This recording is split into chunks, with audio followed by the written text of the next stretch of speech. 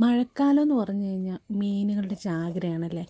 പണ്ടൊക്കെ ആണെങ്കിൽ ഇഷ്ടം പോലെ മീനുകൾ തോട്ടിൽ നിന്നും മാറ്റിൽ നിന്നും ഒക്കെ ഒരുപാട് സുലഭമായിട്ട് നമുക്ക് കിട്ടുമായിരുന്നു. ഇപ്പോഴും അതിന് കുറവൊന്നുമില്ല, പക്ഷേ ജനറേഷൻ മാറിയപ്പം അതിനും ഒരു വ്യത്യാസം വന്നിട്ടുണ്ട്.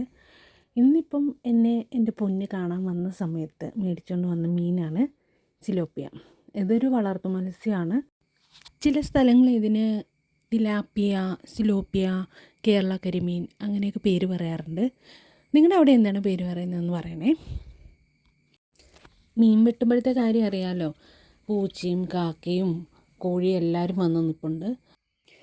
ഇവിടുത്തെ അമ്മണിപ്പെണ്ണുങ്ങളാണെങ്കിൽ അവിടെ എന്താണ് പരിപാടി, നിങ്ങൾ എന്താണ് അവർക്കൊക്കെ തിന്നാൻ കൊടുക്കുന്നതെന്ന് ചോദിച്ച് നിൽപ്പുണ്ട്. പക്ഷേ ഇവർ വെജിറ്റേറിയൻസ് ആണല്ലോ, അവർ പച്ചമീനും പച്ചിറച്ചിയൊന്നും തിന്നില്ല. പക്ഷേ ചില സാഹചര്യങ്ങളിൽ ഇവർ ഇറച്ചി മീനും ഒക്കെ കറി വെച്ചത് കഴിക്കാറുണ്ട്. അപ്പോൾ ഇത് അമ്മ അവിടെ മീനൊക്കെ റെഡിയാക്കി നന്നായിട്ട് കഴുകി വൃത്തിയാക്കി എടുത്തിട്ടുണ്ട്. അത് ചെറിയ കഷ്ണങ്ങളാക്കുന്നുണ്ട്. കുറച്ച് കറി വയ്ക്കാനായിട്ടും കുറച്ച് വറുക്കാനായിട്ടുമാണ് പ്ലാൻ. കണ്ടില്ല അവളുടെ ഇറച്ചിയായിട്ടുള്ളൊരു കൊതി. കുറേ നേരമായിട്ട് എൻ്റെ കയ്യിൽ ഇങ്ങനെ കടിച്ചുകൊണ്ടിരിക്കുകയായിരുന്നു.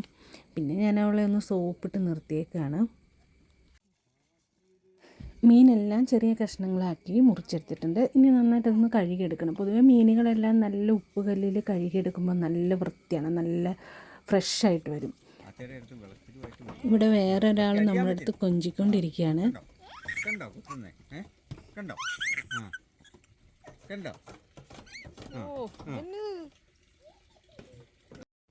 അപ്പം നമ്മുടെ മീനെല്ലാം കഴുകി വൃത്തിയാക്കി അടുക്കളയിലെത്തിയിട്ടുണ്ട്.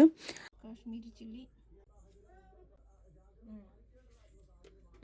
ആദ്യം തന്നെ നമുക്ക് കഴിക്കാനുള്ള കുറച്ച് പീസസ് മാറ്റിയിട്ട് അത് വറുക്കാനായിട്ട് അതിലേക്ക് മഞ്ഞൾപ്പൊടി, മുളക് പൊടി, കുരുമുളക് പൊടി, ഉപ്പ്, വെളിച്ചെണ്ണ ഇത്രയും ചേർത്തിട്ട് നന്നായിട്ടൊന്ന് ഇളക്കി ഒരു കുറച്ച് നേരം മാറ്റി വയ്ക്കുന്നുണ്ട്.